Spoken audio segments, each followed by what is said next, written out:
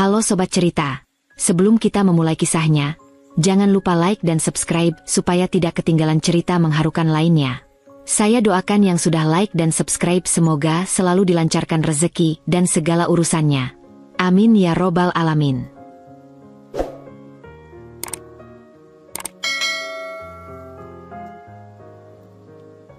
Pagi itu, seperti biasanya, aku sibuk membersihkan rumah.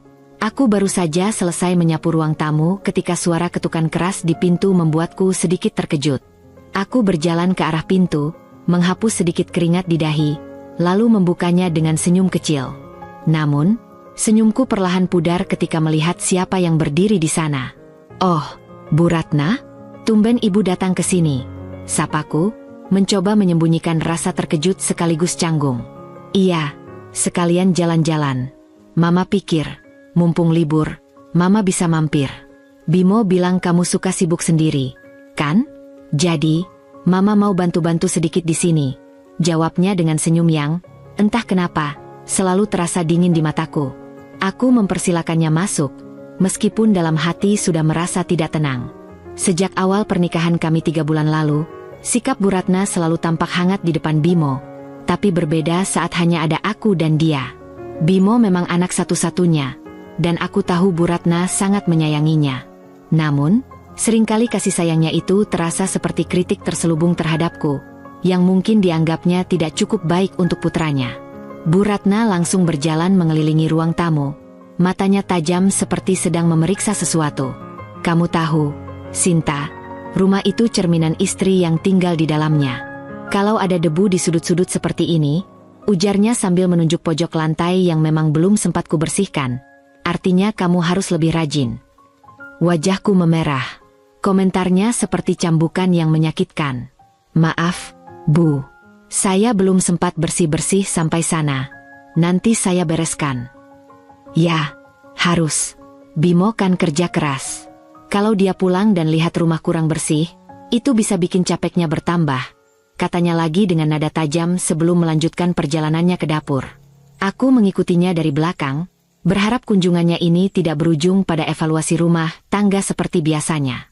Namun, harapanku pupus ketika Bu Ratna mulai membuka lemari dapurku tanpa meminta izin. "Bumbu dapurmu kok kurang lengkap, ya? Dulu waktu Bimo masih tinggal sama Mama selalu punya semuanya. Kalau ada tamu mendadak, Mama bisa masak apa saja tanpa repot," katanya sambil menata ulang beberapa wadah bumbu yang tampaknya tidak sesuai dengan standarnya. Aku tersenyum kaku, menahan rasa malu. "Iya, Bu. Saya masih belajar. Nanti saya coba lengkapi." Bu Ratna hanya mendengus kecil. Aku tahu maksudnya, bahwa belajar bukan alasan. Tapi, apapun yang kulakukan seolah tidak pernah cukup di matanya. Malam harinya, setelah Bu Ratna pulang, aku merasa lelah, bukan karena pekerjaan rumah, melainkan karena beban emosional yang beliau tinggalkan.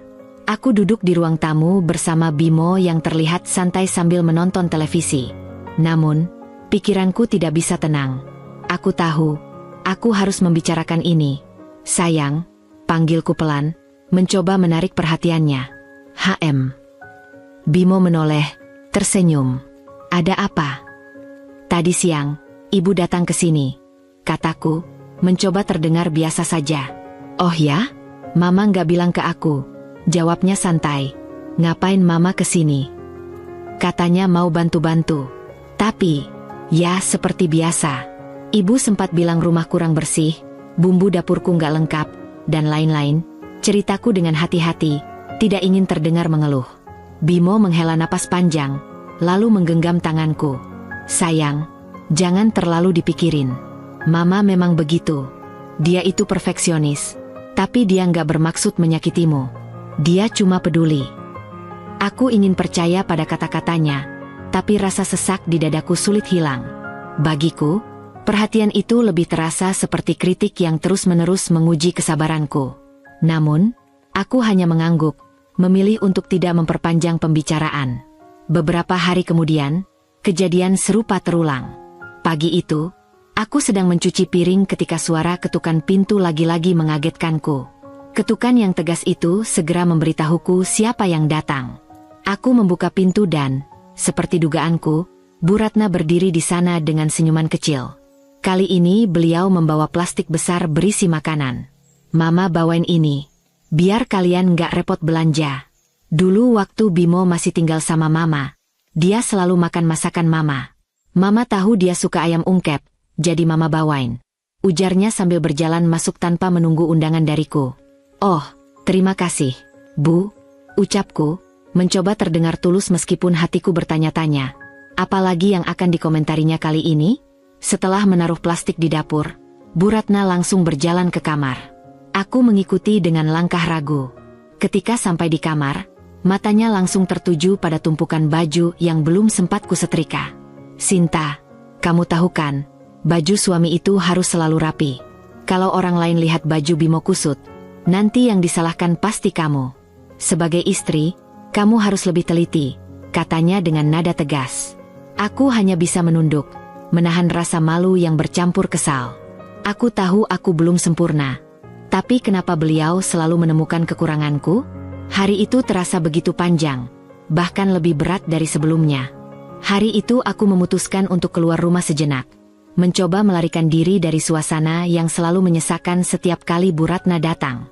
Suaranya yang penuh kritik, tatapannya yang menilai, dan setiap kalimatnya seolah menggiringku ke sudut yang sempit. Namun, belum lama aku melangkah keluar pagar, suara motornya terdengar di belakangku. Hatiku langsung mencelos. Sinta, panggilnya dengan nada tegas. Aku berbalik, mencoba tersenyum walau hatiku berat. Oh, Ibu, baru datang, ya? Bu Ratna turun dari motor dengan membawa 2 kantong plastik besar. Ia mengangguk dan langsung berjalan melewatiku, masuk ke dalam rumah tanpa menunggu aku mengundangnya. Aku hanya bisa mengikuti langkahnya. Setibanya di dapur, Bu Ratna mulai mengeluarkan barang belanjaannya, sayur, daging, bahkan beberapa perlengkapan dapur baru yang tidak kuminta. Ibu bawa ini semua biar kamu nggak bingung mau masak apa. Ibu lihat belakangan ini masakan kamu terlalu sederhana. Bimo kan butuh makan makanan bergizi, katanya sambil menyusun barang-barang di meja. Aku menelan ludah. Terima kasih, Bu. Tapi sebenarnya bahan-bahan di rumah masih cukup.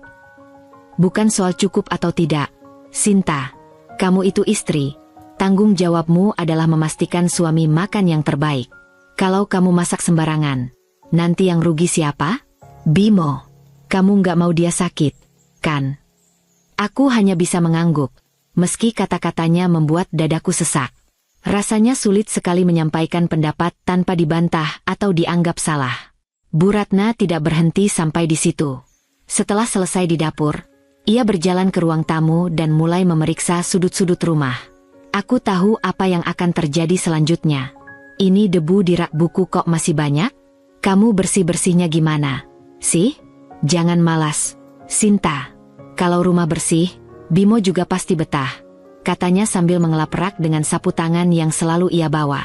Aku berdiri mematung, mencoba menahan rasa marah yang sudah mendidih di dalam dada.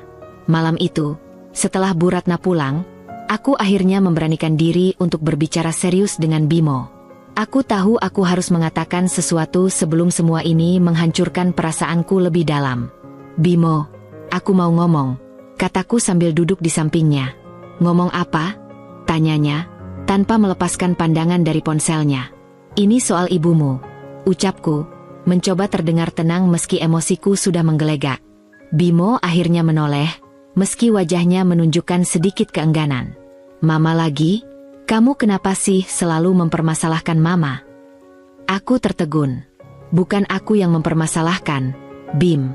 Tapi setiap kali dia datang, aku selalu merasa seperti orang yang tidak cukup baik. Apa kamu nggak sadar betapa sering dia mengkritik aku?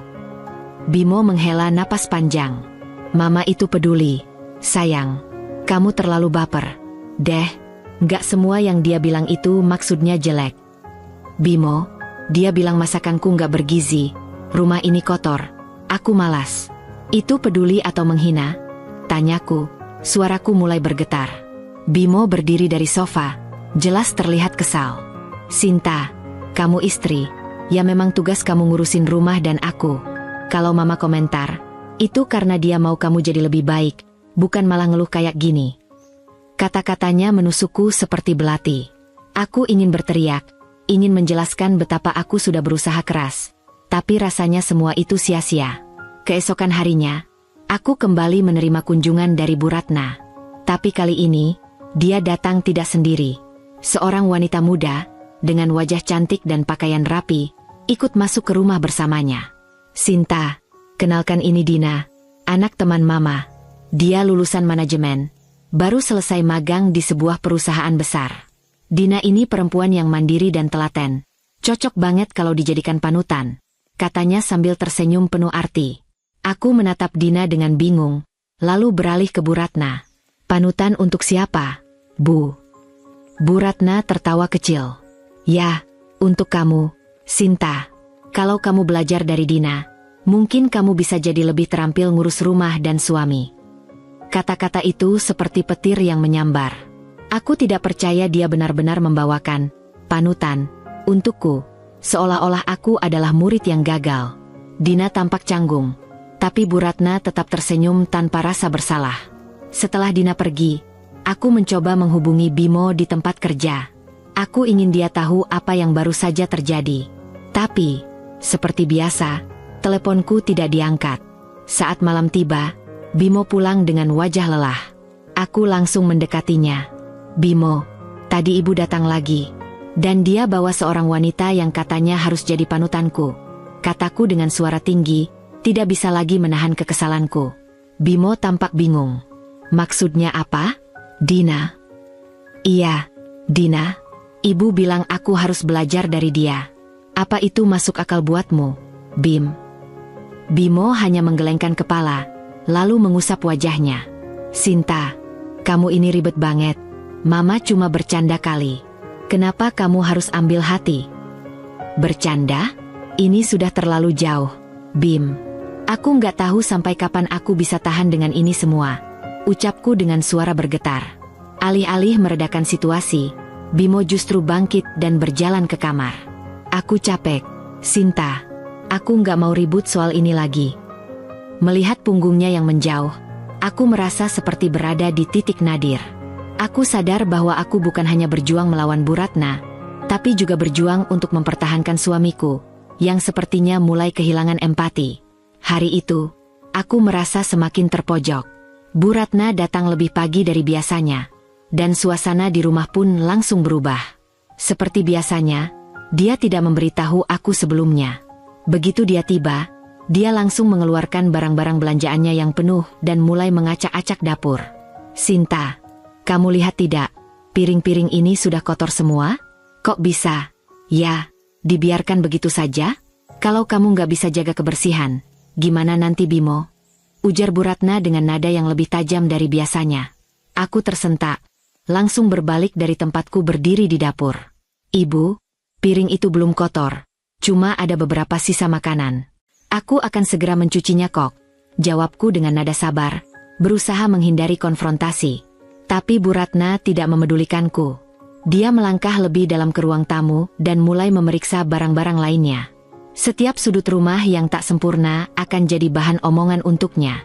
Bahkan, karpet yang sedikit bergelombang langsung dia komentari. Kalau aku jadi kamu, Sinta, aku nggak akan biarkan rumah seperti ini. Bimo itu butuh lingkungan yang bersih, yang rapi, nggak cuma soal makanan. Nanti dia jadi nggak semangat kerja kalau rumahnya berantakan terus. Kata-katanya mulai menembus dinding kesabaranku. Aku sudah mencoba keras untuk mengatur semuanya sendiri. Bahkan menahan diri saat Bu Ratna mengkritik setiap hal kecil. Tapi hari itu, entah kenapa, aku merasa tertekan lebih dari biasanya. Semua komentar itu datang begitu cepat dan tajam, seperti serangan bertubi-tubi yang semakin memperparah perasaan tak berdayaku.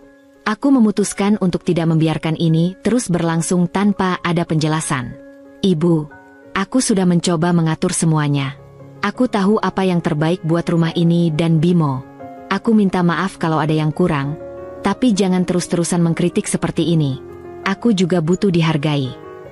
Namun, Bu Ratna tidak terlihat terpengaruh oleh kata-kataku. Bahkan, dia melangkah lebih jauh dengan membuka lemari dapur. Aduh, lihat ini, sayuran segini. Bimo butuh lebih banyak protein. Kamu jangan pelit sama suami, Sinta. Ini kan untuk masa depan kalian berdua. Aku merasa seolah-olah dipojokkan. Seolah aku bukanlah seorang istri yang cukup baik. Setiap gerakan Bu Ratna, setiap kata yang keluar dari mulutnya, mengingatkanku pada betapa sedikitnya ruang yang aku miliki untuk menjalani hidupku sendiri. Aku bukan hanya harus menanggung semua tanggung jawab rumah tangga, tapi juga harus menjalani kehidupan dengan standar yang ditentukan oleh orang lain. Saat Bu Ratna mulai mengeluarkan berbagai bahan makanan dari tas belanjaannya, aku merasa hatiku semakin berat. Dia tidak hanya mengkritik cara aku memasak atau mengatur rumah, tapi juga mulai memberi banyak saran tentang bagaimana aku seharusnya mengelola hidupku. Aku beli beberapa bahan ini buat kamu, Sinta. Kamu nggak bisa terus-terusan masak pakai bahan seadanya. Bimo itu butuh gizi yang cukup. Kamu tahu kan? Kalau makanannya nggak bergizi, nanti malah jadi sakit, nggak produktif kerja. Aku merasa marah, tapi tidak ingin melibatkan konflik besar. Jadi aku mencoba menenangkan diriku sendiri. Terima kasih, Ibu. Tapi aku sudah punya semua yang kami butuhkan di dapur. Aku bisa mengatur semuanya dengan baik. Namun, Bu Ratna hanya menggelengkan kepala. Sinta, kalau kamu nggak bisa mengikuti saran Ibu, aku yang akan bantu. Bimo itu sudah terlalu sabar sama kamu. Tapi kalau terus-terusan seperti ini, nanti kamu juga yang susah sendiri, katanya sambil mengemas bahan makanan dan meletakkannya ke dalam lemari dapur. Kebersihan rumah, masakan, bahkan hal-hal kecil seperti rak buku yang sedikit berdebu selalu menjadi bahan obrolan. Bu Ratna tidak pernah merasa cukup dengan apa yang ada. Aku bisa merasakan tekanan yang begitu besar, dan hatiku semakin cemas. Aku merasa seperti aku selalu dipandang tidak cukup baik. Malam itu, aku merasa hatiku semakin sesak. Aku tahu aku harus berbicara dengan Bimo.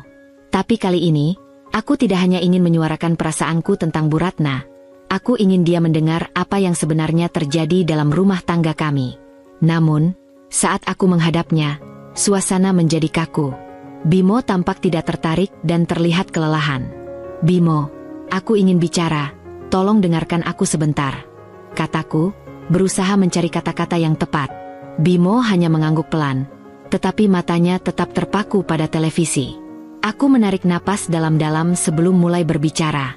Bimo, ibu kamu, dia datang lagi ke rumah dan mulai mengkritik semuanya. Apa aku nggak pernah cukup baik buat dia? Dia bahkan memanggil orang lain sebagai contoh buatku. Bimo tanpa menoleh sedikit pun, hanya berkata dengan nada datar.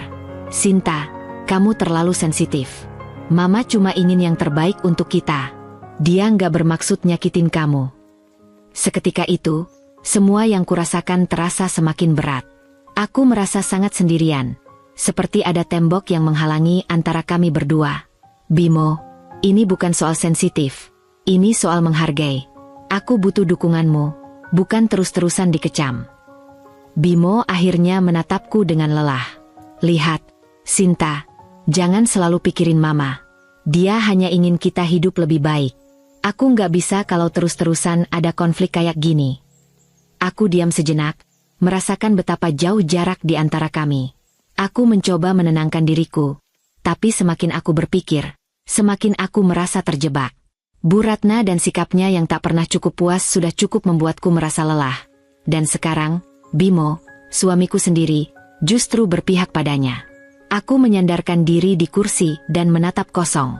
Rasanya tidak ada tempat yang bisa aku tuju lagi. Aku harus membuat keputusan. Apakah aku akan terus membiarkan diriku terperangkap dalam hubungan ini, ataukah aku akan mulai mencari cara untuk membebaskan diriku? Namun, sebelum aku bisa berpikir lebih lanjut, Bimo sudah masuk ke kamar tidur, meninggalkanku dengan perasaan hampa. Hari-hari berlalu dengan ketegangan yang semakin mencekik. Aku merasa semakin terpinggirkan dalam rumah ini, dengan Bu Ratna yang terus-menerus mengatur hidupku dan Bimo yang semakin jarang memperhatikan. Setiap hari, aku terbangun dengan perasaan cemas, merasa seperti aku harus hidup sesuai dengan standar orang lain. Tapi semakin lama aku menyadari bahwa aku tak bisa lagi seperti ini. Aku tak bisa diam saja. Suatu sore, setelah Bimo pulang kerja, Bu Ratna kembali datang tanpa pemberitahuan. Seperti biasa, kali ini, aku memutuskan untuk tidak diam. Aku tahu ini akan menjadi titik balik, dan aku harus melawan. Ketika Bu Ratna memasuki rumah dengan wajah penuh harapan, Aku sudah berdiri menunggunya di ruang tamu. Aku tahu jika aku tidak berbicara sekarang, kesempatan ini tidak akan datang lagi. Sinta, kamu belum cuci piring, kan? Jangan lupa ya. Itu kerjaan kamu di rumah. Nanti Bimo capek kerja. Kalau rumah berantakan terus, ujar Bu Ratna tanpa basa-basi, seperti biasanya. Aku bisa merasakan darahku mulai mendidih, tetapi aku mengendalikannya. Ibu, aku mulai. Suaraku tegas tapi tetap tenang. Aku sudah cukup sabar, dan aku tak bisa terus-terusan diperlakukan seperti ini. Aku bukan pembantu di rumah ini. Aku istri Bimo, dan aku berhak untuk dihargai. Bu Ratna terdiam sejenak, wajahnya berubah cemas. Aku tahu dia tidak pernah mendengar kata-kata seperti itu dariku sebelumnya. Tapi aku tidak peduli. Aku harus melawan, bukan hanya untuk diriku, tetapi juga untuk pernikahanku. Jangan berlebihan, Sinta. Kamu tahu, kan? Aku hanya ingin yang terbaik untuk kamu dan Bimo. Bu Ratna mencoba mengalihkan pembicaraan, seolah-olah dia bisa melunak dengan alasan yang sama seperti biasanya. Tapi ibu, dengan terus-terusan mengkritik dan mengontrol segalanya, apa ibu kira itu membantu kami? Aku tak merasa dihargai. Setiap hari ibu datang dan mengatur ini itu, seolah aku tidak tahu apa yang harus dilakukan. Aku juga butuh ruang untuk menjadi diriku sendiri. Bu, jawabku. Mataku menatapnya dengan penuh tekad. Tiba-tiba, suara Bimo terdengar dari belakang. Dia baru saja tiba di rumah dan mendengar percakapan kami. Wajahnya terlihat bingung. Seperti biasanya, dia lebih memilih untuk tidak terlibat. Ada apa ini, Sinta? Kenapa harus ribut? Mama hanya ingin membantu. Kamu jangan terlalu sensitif, ujar Bimo dengan nada yang mengingatkan pada kata-kata yang biasa dia ucapkan untuk menenangkan situasi. Tapi aku sudah tidak bisa menahan diri lagi. Aku merasa semuanya sudah cukup. Bimo, aku lelah. Aku lelah menjadi korban dari sikap ibu kamu yang selalu ingin mengatur hidupku. Aku bukan orang bodoh yang tidak bisa mengurus rumah tangga sendiri. Kenapa selalu aku yang disalahkan? Aku berteriak, merasa amarahku meledak begitu saja. Bu Ratna langsung menyipitkan mata, dan Bimo terlihat terkejut. Aku bisa melihat ketegangan di wajahnya, tapi kali ini aku tidak akan mundur. Aku sudah cukup sabar, Bimo. Tapi kalau terus-terusan begini, aku tidak tahu bagaimana lagi aku bisa bertahan. Suasana semakin tegang. Tangan Bu Ratna menggenggam erat tas belanjanya, dan aku bisa melihat matanya yang mulai menyipit, tanda dia merasa terhina. Kamu sudah keterlaluan, Sinta. Kalau tidak bisa hormat pada orang yang lebih tua, lebih baik kamu keluar dari rumah ini, katanya, suaranya sekeras batu yang dihantam. Aku terkejut, tetapi di saat yang sama, perasaan itu membangkitkan keberanianku yang sudah lama tertahan. Aku tidak akan pergi, Bu. Ini rumahku juga. Aku istri Bimo, dan aku berhak ada di sini. Aku berhak untuk dihargai, jawabku dengan lantang. Bimo, yang sejak tadi hanya diam, akhirnya berbicara. Sinta, berhenti. Kamu jangan terlalu emosional. Mama cuma ingin yang terbaik. Kenapa kamu nggak bisa lihat itu? Aku merasa seperti dunia ini berputar cepat, seolah aku berada di persimpangan antara menyerah dan melawan. Air mata mulai menggenang di mataku. Tapi kali ini, aku tidak akan biarkan diriku lemah. Bimo, aku sudah cukup menderita. Ini bukan hanya soal mama kamu. Ini soal bagaimana aku merasa selama ini.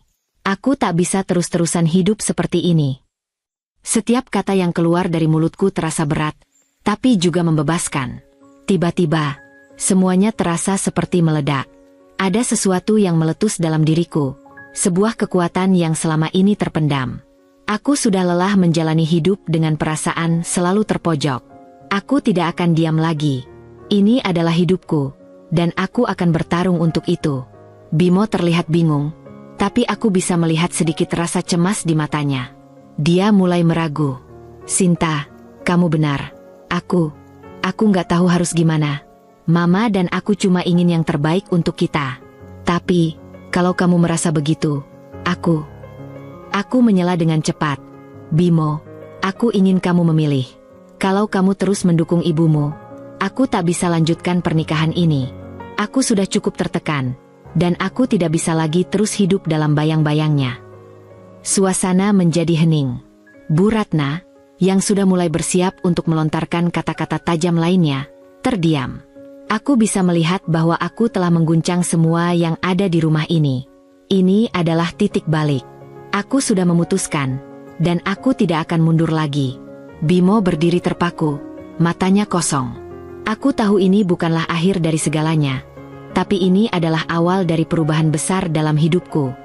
Aku akhirnya berani melawan dan berbicara untuk diriku sendiri.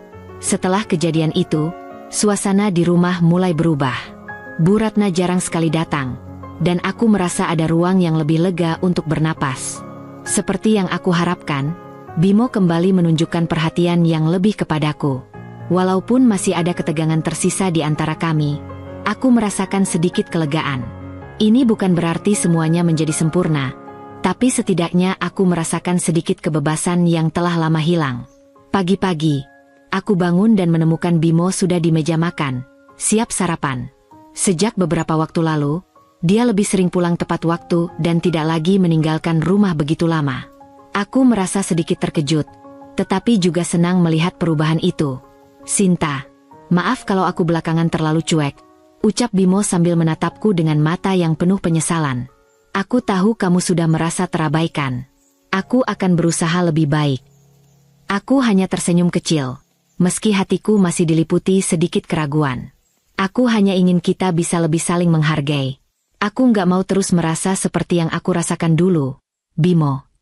Setiap hari, kami mulai kembali menghabiskan waktu bersama. Aku merasakan Bimo mulai lebih peduli dengan kebutuhanku. Ketika aku merasa lelah setelah seharian bekerja, dia akan membawakan minuman hangat atau sekadar menanyakan bagaimana hariku. Walau kecil, ini adalah perhatian yang sangat kurindukan selama ini. Aku bisa merasakan usaha dari Bimo untuk memperbaiki hubungan kami, dan itu sedikit demi sedikit membuat perasaanku lebih tenang. Namun, meskipun keadaan lebih baik, ada satu hal yang masih mengganjal dalam pikiranku. Bu Ratna. Kehilangannya dalam kehidupan rumah tangga kami memberi sedikit kelegaan. Namun aku tidak bisa sepenuhnya yakin bahwa ini akan bertahan lama. Aku tahu, pada suatu saat nanti, dia mungkin akan datang lagi dengan alasan apapun, mencoba mengatur segalanya. Beberapa minggu kemudian, aku dan Bimo pergi keluar untuk makan malam. Kami duduk di restoran favorit kami, yang sudah lama tidak kami kunjungi. Malam itu terasa berbeda.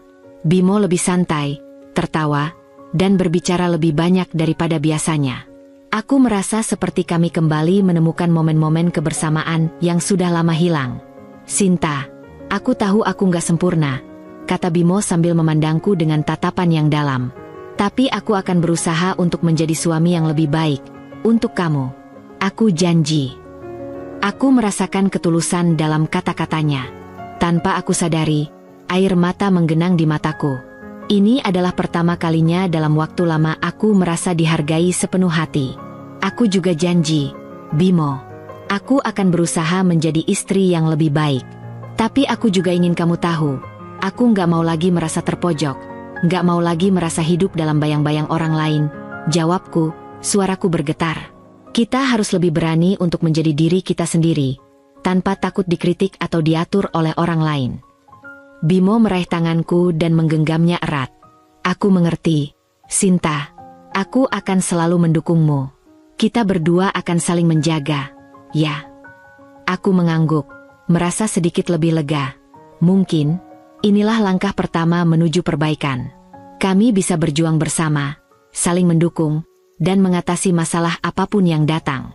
Setelah sekian lama merasa terperangkap, akhirnya aku bisa merasakan kedamaian dalam hatiku, meskipun tantangan masih akan datang. Hari-hari berikutnya berjalan dengan lebih damai. Bu Ratna masih jarang datang, dan ketika ia datang, ia tidak lagi mengkritik atau mencampuri kehidupan kami. Mungkin, setelah kejadian itu, dia mulai menyadari bahwa aku bukanlah orang yang bisa terus-menerus dijadikan sasaran kritik. Aku dan Bimo mulai lebih fokus pada hubungan kami dan bagaimana memperbaikinya bersama.